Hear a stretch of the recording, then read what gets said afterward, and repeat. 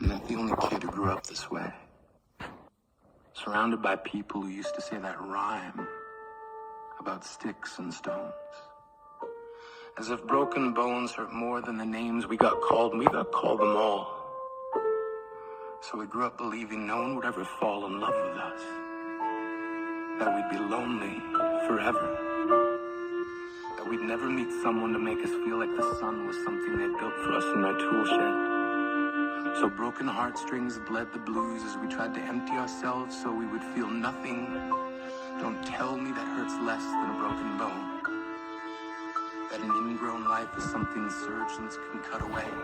That there's no way for it to metastasize, it does. She was 8 years old. Our first day of grade 3 when she got called ugly. We both got moved to the back of class so we would stop getting bombarded by spitballers. But the school halls were a battleground where we found ourselves outnumbered day after wretched day. We used to stay inside for recess because outside was worse. Outside we'd have to rehearse running away or learn to stay still like statues, giving no clues that we were there in grade 5. They tipped a sign to the front of her desk that read, "Beware of dog." To this day, despite a loving husband, she doesn't think she's beautiful because of a birthmark that takes up a little less than half her face. Kids used to say she looks like a wrong answer that someone tried to erase but couldn't quite get the job done. And they'll never understand that she's raising 2 kids whose definition of beauty begins with the word mom. Because they see her heart before they see her skin. Because she's only ever always been amazing. He was a broken branch grafted onto a different family tree. Adopted. Not because his parents opted for a different destiny. He was 3 when it became a mixed drink of 1 part left alone and 2 parts tragedy. Started therapy in 8th grade. Had a personality made up of tests and pills. Lived like the uphills were mountains and the downhills were cliffs. 4/5 suicidal, a tidal wave of antidepressants, and an adolescence being called pauper. 1 part because of the pills. 99 parts because of the cruelty. He tried to kill himself in grade 10 when a kid who could still go home to mom and dad had the audacity to tell him, "Get over it." As if depression is something that can be remedied by any of the contents found in a first aid kit. To this day, he is a stick of TNT lit from both ends. Could describe to you in detail the way the sky bends in the moments before it's about to fall.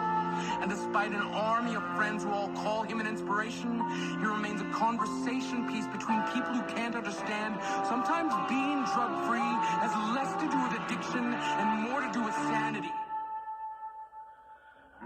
We weren't the only kids who grew up this way. To this day, kids are still being called names. The classics were, "Hey stupid," "Hey spaz." Seems like every school has an arsenal of names getting updated every year. And if a kid breaks in a school and no one around chooses to hear, do they make a sound? Or they just background noise from a soundtrack stuck on repeat when people say things like kids can be cruel? Every school was a big top circus tent, and the pecking order went from acrobats to lion tamers, from clowns to carnies. All of these miles ahead of who we were freaks. Lobster claw boys and bearded ladies. Oddities juggling depression and loneliness, playing solitaire, spitting the bottle, trying to kiss the wounded parts of ourselves and heal. But at night, while the others slept, we kept walking the tightrope. It was practice, and yes, some of us fell. But I want to tell them that all of this is just debris left over when we finally decide to smash all the things we thought we used to be. And if you can't see anything beautiful about yourself, get a better mirror. Look a little closer. Stare a little longer. Because there's something inside you that made you keep trying despite everyone who told you to quit. You built a cast around your broken heart inside of yourself. You signed it. They were raw. Because maybe you didn't belong to a group or a clique. Maybe they decided to pick you last for basketball or everything. Maybe you used to bring bruises and broken teeth to show and tell but never told. Because how can you hold your ground if everyone around you wants to bury you beneath it? You have to believe that they were raw. They have to be raw.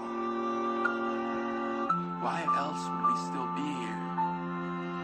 We grew up learning to cheer on the underdog because we see ourselves in them. We stem from a root planted in the belief We are not abandoned cars stalled out and sitting empty on some highway. And if in some way we are, don't worry. We only got out to walk and get gas. We are graduating members from the class of We Made It. Not the faded echoes of voices crying out names will never hurt me. Of course, they did. But our lives will only ever always continue to be a balancing act that has less to do with pain and more to do with beauty.